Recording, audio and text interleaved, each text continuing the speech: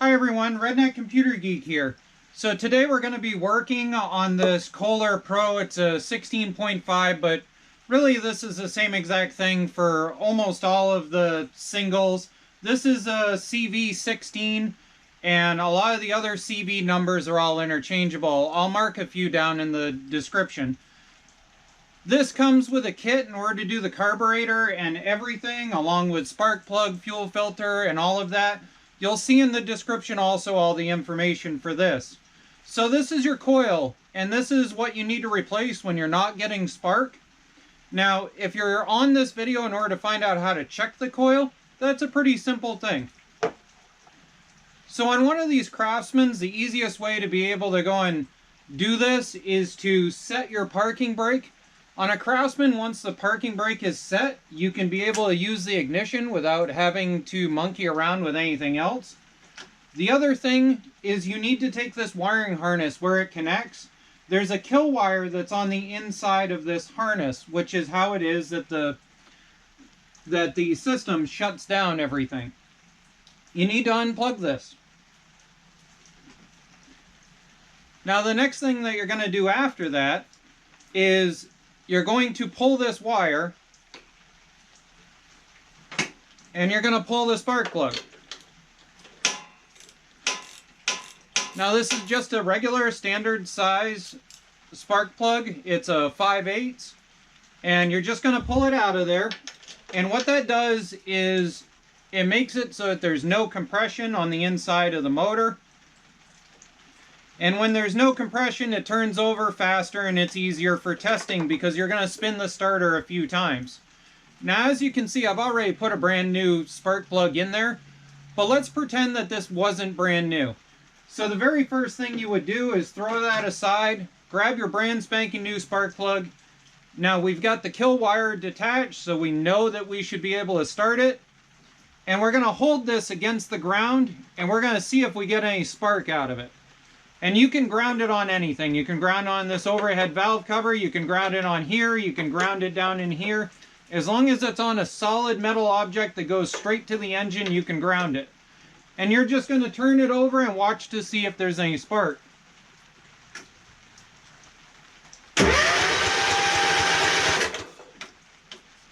No spark. That's not going to do us much good. So most likely this coil needs to be replaced. So our next thing is we need to get to the coil. You're going to need a 10mm and you're going to need an 8mm. Now you don't have to have a little impact gun or anything. You can do it all by just a regular ratchet, but it makes it easier. So going around the machine, you're going to have a 10mm, a 10mm. You're going to have an 8 right here underneath the side sticker. You're going to have an 8 in the corner. You're going to have another 8 in this corner. You're going to have an 8 right here behind the carburetor. And you're going to have a 10 and a on the front.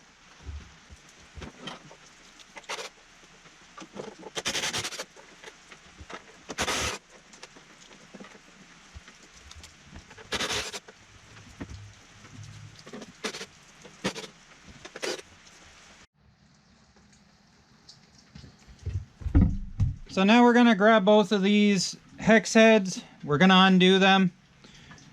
Now I've seen some of these be hex. I've seen some of them be 8mm. It just seems to vary on what plant decided to make them that day. But just take your time, work them back and forth. There's a pocket right in here, in underneath, that tends to end up with a lot of water if it was left outside. So these can be pretty severely rusted at times. So if it is, just take your time, work your way through it, and you should be able to get it to come loose.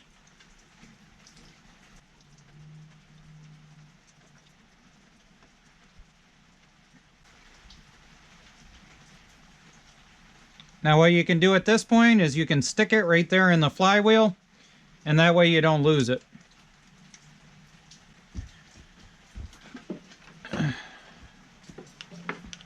Now we're going to grab our brand new one that's non-electronic controlled. We're going to set it on and we're going to rotate this.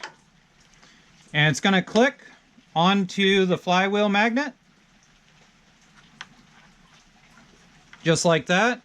And what we're going to do now is we're going to find a piece of paper that we can put between those two so that we can set our gap distance. So I grabbed a piece of my kid's graphing paper and we're just going to set that in there and let it click over. And that'll help us set our gap distance.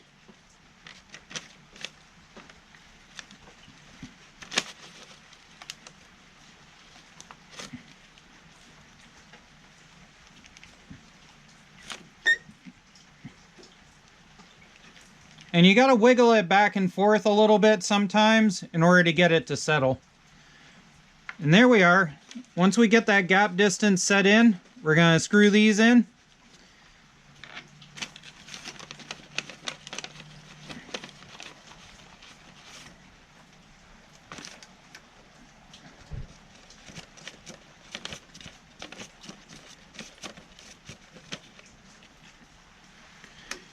And you're not looking to like drive these home with insanity. You just need that coil to sit there while this thing spins. It doesn't need to be on there as if it's going to hold on a tire. So get it hand tight and then set yourself probably about 1/4 of a turn, a little less.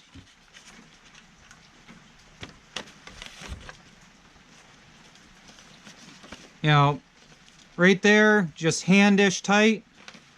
Another 1/4 of a turn, like so.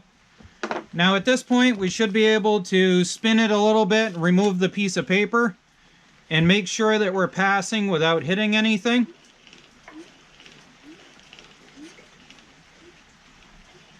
Like that. And now the next step. Grab ourselves a spark plug, click it in here, and now we should be able to hold that right against that nut there and turn it over and see spark.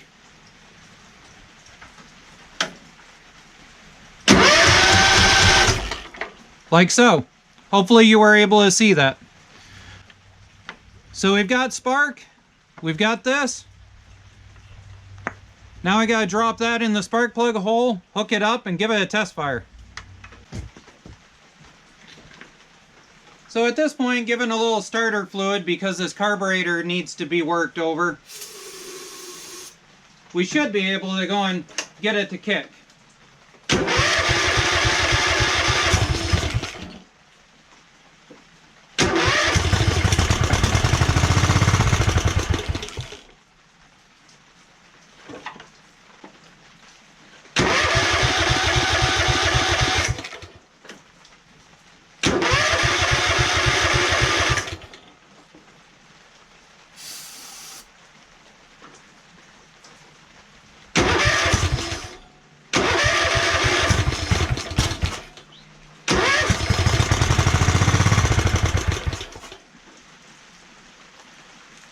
So, in most cases you would normally have a black wire that connects to your kill.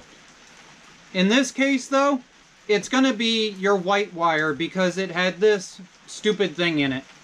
Now, what you're going to end up doing is you're going to end up taking that white wire and you're going to extend it over and you're going to connect it onto the prong that's there.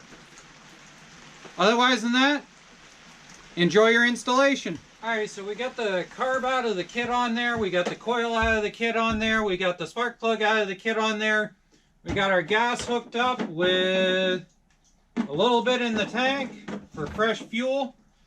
Let's see what it does. No starter fluid, let's just see if it'll kick on its own.